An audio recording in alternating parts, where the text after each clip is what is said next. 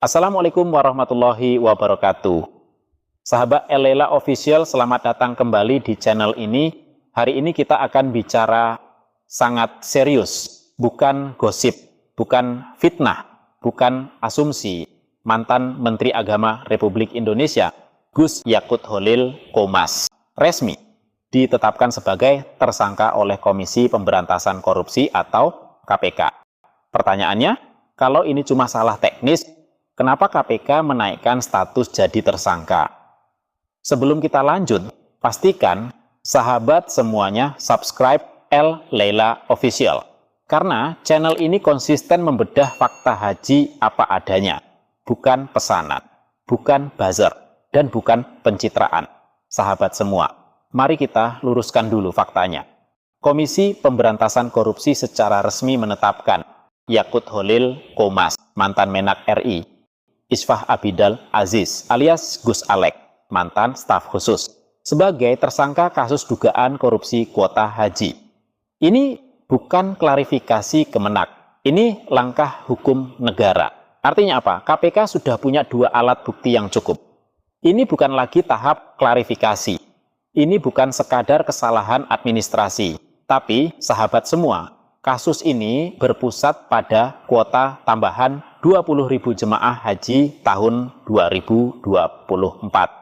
Faktanya, kuota tambahan ini dibagi 50-50. 10.000 haji reguler, 10.000 haji khusus. Lalu, masalahnya di mana? Undang-Undang Nomor 8 Tahun 2019 dengan jelas mengatur 92% untuk haji reguler, 8% untuk haji khusus.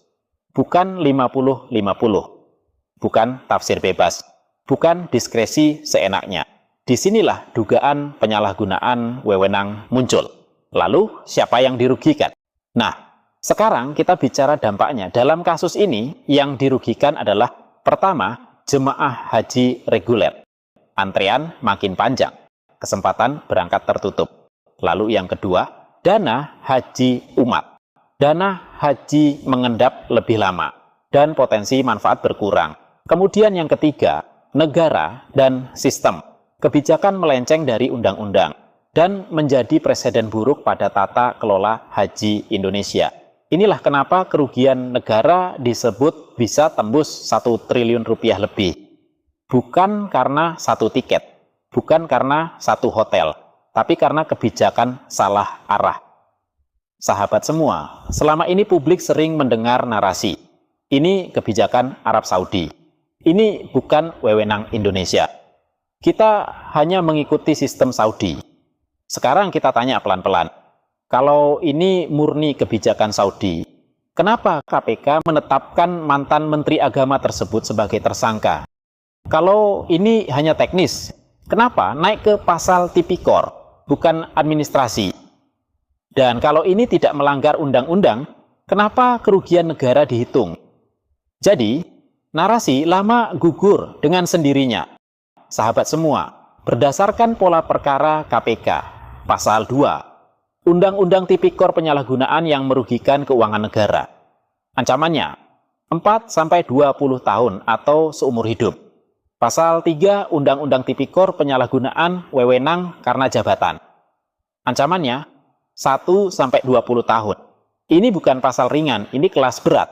Dan sahabat semuanya, penting dicatat, channel ini tidak menyerang pribadi, tidak menghakimi, tidak memvonis. Kita bicara data, kebijakan, dan sistem. Karena haji bukan proyek, bukan komoditas, tapi ibadah, umat, dan amanah negara.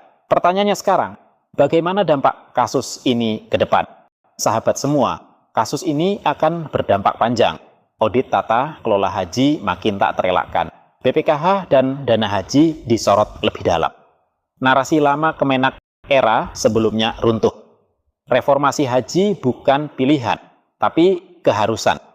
Dan yang paling penting, kritik publik selama ini terbukti bukan fitnah. Kalau menurut sahabat semua, jamaah terlalu sering dikorbankan, kritik selalu dibungkam, dan kebenaran sering ditunda. Maka, subscribe Elela Official. Karena di channel ini, data di atas narasi, hukum di atas jabatan, jamaah di atas kepentingan. Terima kasih sudah menonton sampai akhir, dan jangan lupa like dan subscribe channel El-Laila Official, karena di channel ini kita akan mengawal haji sampai terang. Sampai jumpa di konten berikutnya. Wassalamualaikum warahmatullahi wabarakatuh.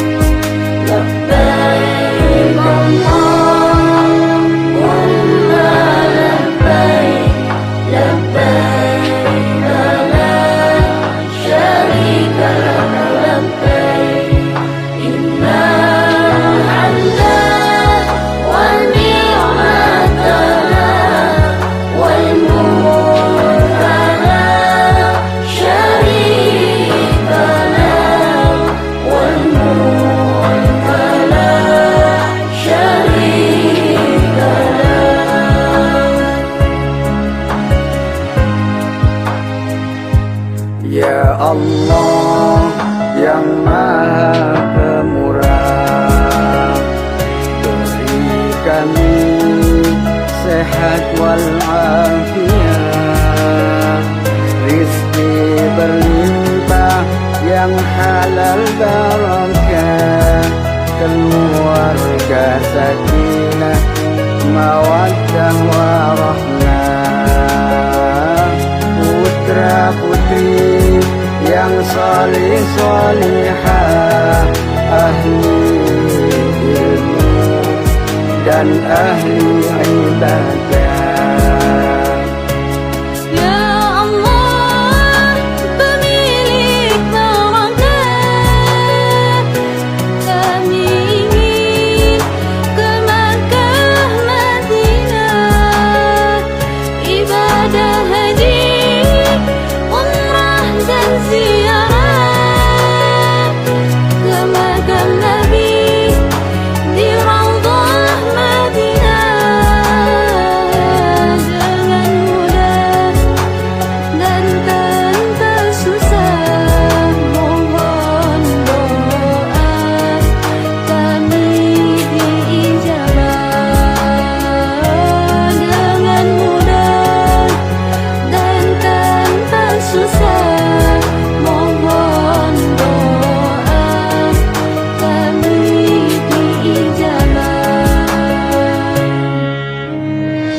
Allahumma salli ala sayyidina Muhammad salatan tuballighuna biha hajja baitikal haram wa ziyarata qabri nabiyyika alaihi afdalus salati wassalam fi lutfin wa afiyatin wa salamatin wa qulubil